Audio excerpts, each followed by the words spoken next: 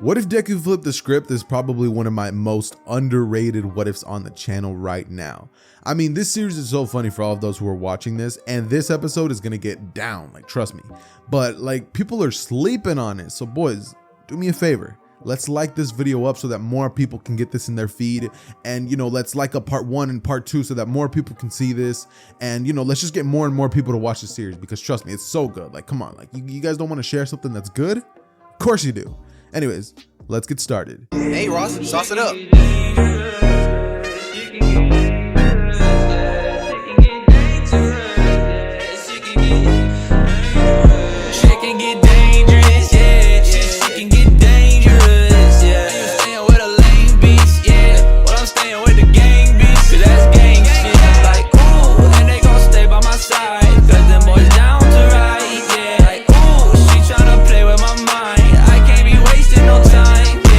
Izuku smirks towards Bakugo and Bakugo turns to him and says, "Huh? You think this is some sort of game, Deku? You were lucky that your teammate managed to touch that bomb in time, because if not, I would have shown everybody who the true strongest one out of the both of us is. And trust me, Deku, it was not gonna be you." Izuku, after hearing this, would look at Bakugo with that confused, like, huh? Stare, as Bakugo turns back to Deku and says, "You heard me," as he shoulder checks him and says that he's just lucky that his teammate went up there and he took the easy way out instead of facing him like a man. As Deku, he stands there, and then he turns towards Bakugo and says, "Well, who's to say that we have to stop the fight just because of that? We can keep going." Now, Ida, being the more rational person here, would be like, "No, guys, the battle's done. We can handle this another day. As much as I hate to admit it, we can't be doing this now." And Bakugo looks at Izuku as with his other hand, he blasts an explosion at Ida, sending him crashing through a wall as Ida would get immediately knocked out, right? Now, Bakugo from there would turn to Deku and blast explosions in his palms as he says, "I've waited a long time for this, Deku." And Izuku looks towards Bakugo as he says, "So have I, Kachan," as he proceeds to rush at him, and Bakugo throws a massive explosion, which Izuku would dodge by jumping up on the roof and then jumping on top of Bakugo, like lunging at him. Now, Bakugo dodges out of the way using explosions as he would send one crashing at Deku, and Deku would be sent flying at the wall, crashing into it as Bakugo rushes him and tries to hit him with a blow. And you just have All Might in the intercom saying, "Guys, the battle's over. Stop fighting now." And Izuku would be getting angrier and angrier by the second. His eyes would start sparking up and full cowling would activate at 30% as he looks at Bakugo and uses Black Whip tendrils to tie Bakugo's arms up behind him, slam him on the ground, and then rush to Bakugo as he just starts kicking him with full cowling kicks, literally breaking his ribs as Deku just keeps kicking and kicking and kicking, and he literally stomps on Bakugo's head as, the Black Whip tendrils would be holding him down, and Izuku would say, "You're nothing, Bakugo. All my life you've thought that stepping over me was gonna be some sort of easy game. Not anymore." As in a scene so reminiscent to Hawk punching the fat bully just over and over and over and over and over and over, and the blood coming out, Izuku would start doing that to Bakugo as well, as Bakugo's blood would start sprouting everywhere. And Izuku would finally get grabbed onto by All Might, who would push him off of him, and Izuku would then spit on Bakugo as he was getting taken away. Now, simultaneously, Ida would have gotten up as he looks at Izuku, the one who's actually getting dragged off, and then you can see Ida there, who was just looking at Bakugo's body covered in blood, right?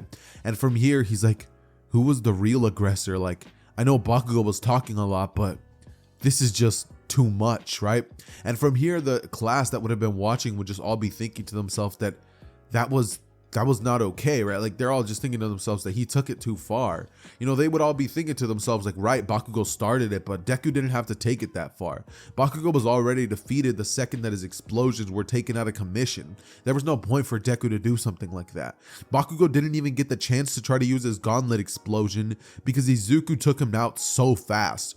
And All Might would be so disappointed in Deku. Like, when I tell you guys All Might is disappointed, I mean it. Like, All Might looks at Deku with just this face of like, "I trusted you, kid. Like, I didn't think that this was what you were going to do with my power, that you were going to take advantage of those who were weaker than you." And Izuku looks to All Might and says, "That kid over there took advantage of me when I was weaker than him for 12 entire years. You see these scars? Who do you think left them there? Because I'm telling you now, it wasn't the Tooth Fairy. It was him. Him and his goonies. They always picked on me, clowned me, and then they would make fun of me for being quirkless back then. But not anymore. The next time that Bakugo tries something like that, it's gonna go a hell of a lot worse for him. As All Might smacks Deku in the face, and Deku looks up at All Might with rage in his eyes, and Izuku says, "Do that again, All Might." As All Might would just look down and say, "Izuku, if you do not calm down, I'm gonna have to take away that quirk from you." And Izuku would finally come to his senses as he would be like, "Fine." He looks down at the ground as he then looks back up to All Might and says, "I'll chill out a bit." As from here, he grabs his bag and leaves UA. He would go home only to receive a text from Johnny telling him that he took it too far. And Izuku would say, "No way you're on his side. You saw the things that he used to do to me, and you're just gonna let it slide? Didn't you teach me that mercy was for pussies? What's up with this, Johnny? I thought that you were different. You literally told me no mercy, and that's exactly what I did to him. I showed him no mercy." After this, Izuku hangs up the phone, and what would pretty much end up happening is as soon as he does that, he gets a text from Momo telling him that what he did to Bakugo was completely barbaric, and she wants nothing to do with him. And Izuku just looks at his phone as he yeets it straight at the ocean. And Izuku would sit there as he just contemplates everything that just happened. Like when Bakugo was the one doing it to him, nobody batted an eye, nobody cared, nobody said, "Oh, Bakugo, you took it too far." Nobody ever cared about him. Why does everybody have to act like him doing it to Bakugo was a big deal? It wasn't. Bakugo deserved it, right? Is what Izuku would be thinking, but there is no definitive answer, right? And so what would pretty much end up happening is Izuku goes back home only for Johnny to be waiting for them at his house and telling him the truth about the lesson of no mercy, explaining to Izuku that no mercy doesn't truly mean no mercy. No mercy just means that, I don't know, no mercy means something else, right? Johnny, in his wise way of words, would say something to Deku that would actually get through to him. And Deku would say that all this time he taught him to have no mercy to his enemies, and Izuku, he's been taking that extremely to heart. And Johnny says that it was his fault and that he's talked to All Might about it. But he needs to not be that barbaric. Like, Izuku's better than that. Izuku can still be a badass while having a heart for the people that he's facing off against. Like, it's not fair for Izuku to take advantage of others just because he's a lot stronger. Because at that point, what difference does that make him to Bakugo? And Izuku, realizing this, would finally have a moment of realization, where the next 2 days of school would pretty much consist of Saturday and Sunday. Izuku would have them off, and he would pretty much just be contemplating this the entire time. The next day at school, when he would finally return, Izuku would go back with normal hair. No more red dye, just green hair. And Izuku would be asked what happened to his hair, like what happened to his hairstyle. Like, Izuku looks like just normal. And, he says that he didn't need it, that he didn't like the person that he was before, and that, he's back now, fully. And now Izuku is going to be a badass, but he's not going to be a jerk about it. He's not going to be conceited about it. He's not going to be rude about it. And he's not going to pick on the weak because of it, right? And, All Might has a smile on his face, just thinking that as much as he hates to admit it, he needed that character development. And from here, Izuku goes to All Might and would, apologize for it, telling him that he acted like a total loser back then and that won't be happening again. Bakugo walks into the classroom, looks at Deku, and would kind of give him a bit of a scared stare. And when Izuku looks into the eyes of Bakugo, Izuku can't help but see himself, the same way that he felt back when Bakugo used to bully him. What would end up happening is they have a full day of class. Aizawa gives them some slips to pretty much be asking their parents to go to the USJ, and everybody goes home to sign them, right? As everybody's on their way back home after school, Izuku catches up to Bakugo and would apologize for what happened, telling him that he's been holding in the anger for Bakugo picking on him so long since he was a kid that he just exploded on him, and that it wasn't right for Deku to do what he did to him. That regardless of what Bakugo did, Izuku should have at least been the bigger person. Let it slide. Things aren't the same anymore, and so Izuku won't act like they are. he would say sorry to Bakugo, and Bakugo just says, whatever, nerd, as he walks away. And, he kind of accepts Izuku's apology, but, in a Bakugo-esque fashion, right?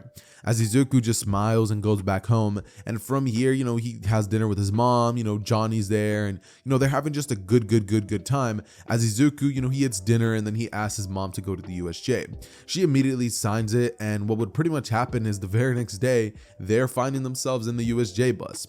Now, all of them are inside, and they would all just be thinking about, how cool this journey is going to be, right? Like the USJ, and, they're all hype, right?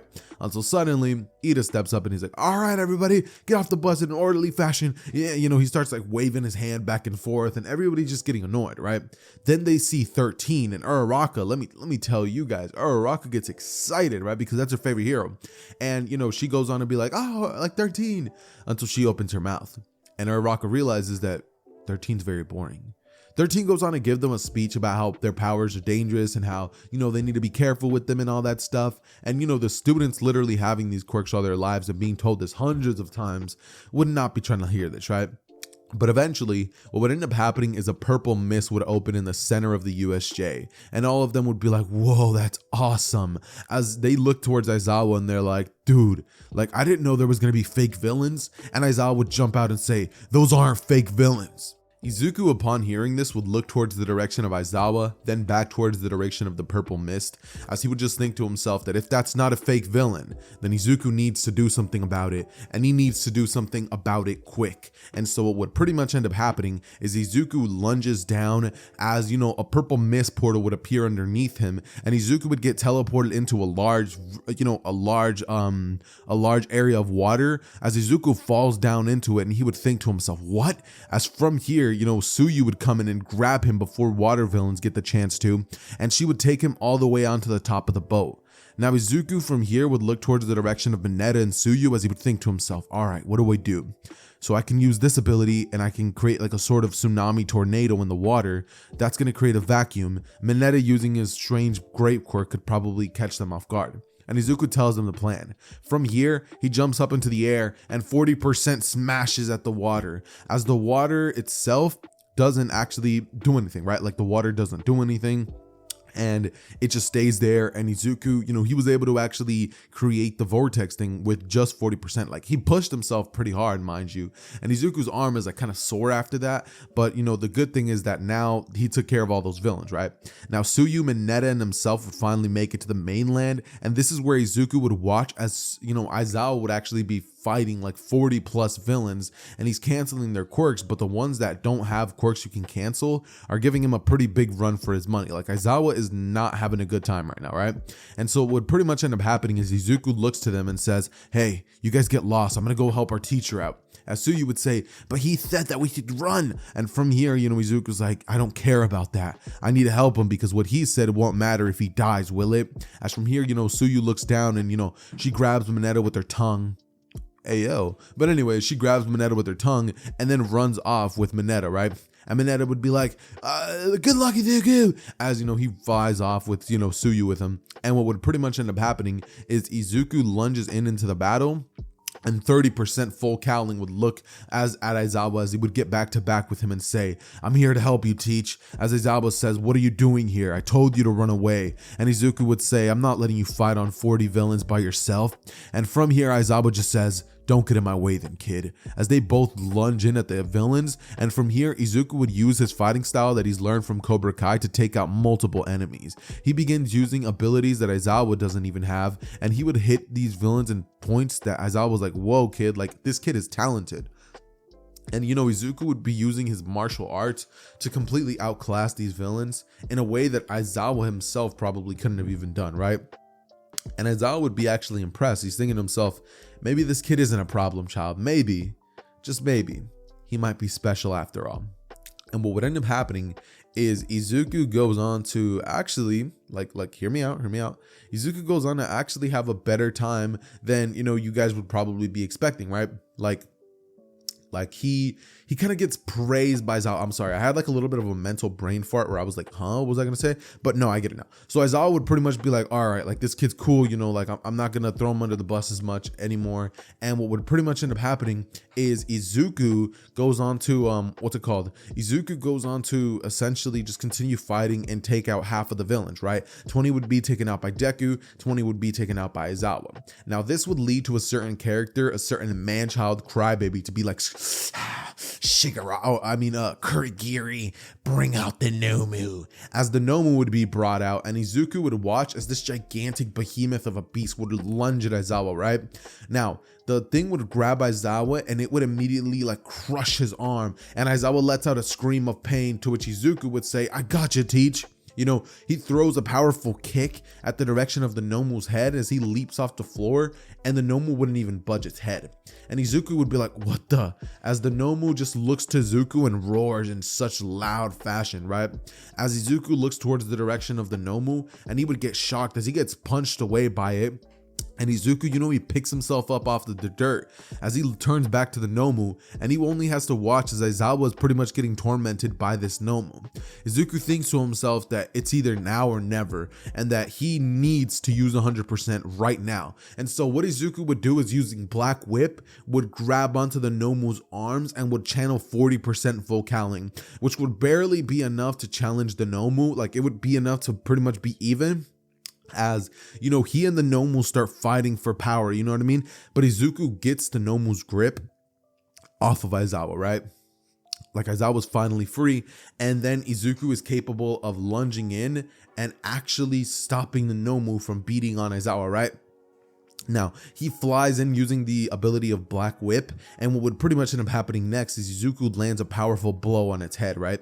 And Aizawa would be using his quirky erasure on the Nomu, as the Nomu's regeneration gets stunted, and Izuku wouldn't see that the Nomu's regenerating, right? Its shock absorption and all of that would be gone because of Aizawa, obviously, but its super strength and speed, that's still there. So it's still going to be a lot harder for Deku to take him out, but nothing Deku can't handle. And so what would pretty much end up happening is Deku and the Nomu get into a one-on-one clash, where the Nomu and Deku are both fighting it out, you know, clashing fists in such a cool fashion. And Izuku's using his Cobra Kai techniques to land more blows than the Nomu can land on him. The Nomu would land a couple, and you know, it would hurt really bad, but Izuku, you know, he would use his training to kind of like slip the blow so that he can kind of tank the damage, right? Where it's like, okay, like I can kind of tank the damage, you know?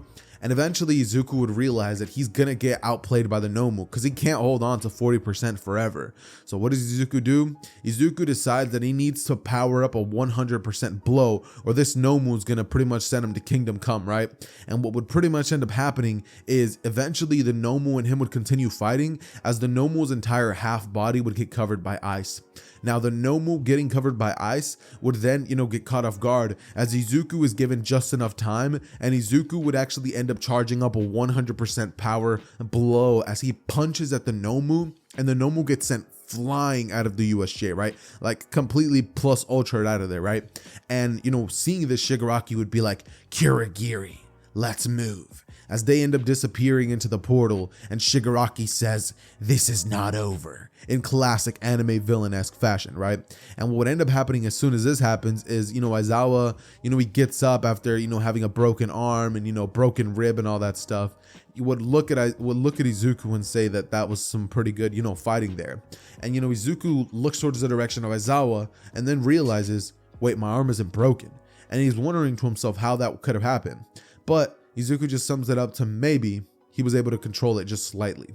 And eventually All Might makes it in, and finally the police force finally enters, right? Now when the police force enters, Izuku would kind of be forced to talk to them and be like, okay, this is what happened. You know, I was here, I fought this and this villain, and you know, we saw this and this happen, right?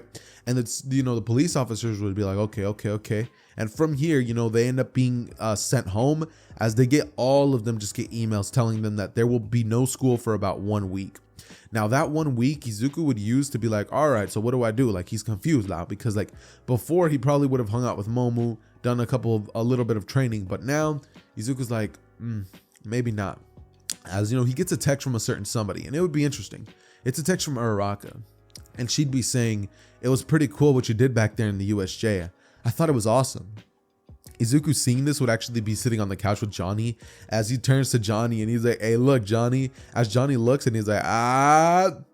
And Izuku's like, ah, you know what I mean? Like, they both know what's up. And Izuku just turns to Johnny and says, all right, what do I do? Now, Johnny looks at him and says, bro, spit game. As from here, you know, Izuku texts her back. And, you know, he's like, yeah, it was pretty cool what you did back there too. You know what I mean? Like, I saw you were actually trying to fight off the guy with the portal quirk. And, you know, Uraraka sends back like a little laughing face. And she's like, you know, I didn't do anything. And Izuku's like, oh, you did everything for me. And, you know, Uraraka, you know, she sends back like the embarrassed emoji, and Izuku's like, I'm in. And from here, you know, he asks her if she'd be down to hang out soon. And Uraraka, she's like, yeah, sure. Like, I'm okay with hanging out. And Izuku would be like, great. Well, when do you want to do it? And she's like, how about tonight? And then, you know, she sends like the dot emoji because she realized what she just said. And Izuku's like, I'm game. Like, I'll pick you up soon. And, you know, Johnny actually ends up letting Izuku borrow his whip, right? As Izuku picks Uraraka up, and he would actually take her to the drive-thru, right? Like, they go to the drive-thru, they get some snacks and stuff, and then they hide it in the back seat as they make their way to the drive-ins, and they just watch a movie. You know, they end up having a good time. And once Deku's about to take Uraraka back home, Uraraka would say that she had an amazing time, and, you know, like, the day doesn't have to end. And Izuku's like, what do you mean the day doesn't have to end? And she's like, oh, well, I actually live alone, so if you want, we can continue watching movies. And Izuku, you know what I'm saying? Like, my boy Izuku, he's like, oh, I already know what that means. So Izuku says, oh, like, I'll watch a movie with you. And, you know, Izuku goes in and, you know, they start, you know, like getting closer a little bit. And, you know, they start pretty much reading their history homework as all of a sudden, you know, science comes in the way. And they're like, like this science part is really hard. And Uraraka's like, yeah, like I think it fell out. And Izuku's like, oh, let me put it back in. You know what I'm saying? But anyways, like, you know, the book fell out. And as I'm saying, guys, like Izuku and Uraraka just get down with studying. You know what I'm saying? Like they're preparing for school. You know what I mean? Like they're really studious students, right? And, you know, that's pretty much what ends up happening there. Izuku finally ends up making his way back home, and when he makes it back to Johnny, you know, he ends up knocking on his door, and Johnny just looks at him, and Izuku's like, mission successful. As anime fans, we love to show our support to our favorite shows by rocking anime apparel. But something I'm pretty sure we can all agree on is it's so expensive. So I've partnered up with Fandom to bring you all affordable, high quality anime merch that you are sure to love. And if you use my code ZETHER at checkout, you can even get an extra 10% off the already affordable merch. Keep in mind, it does come from overseas sellers, so its sizing is going to be different since it's overseas. That said, let's get back into the video.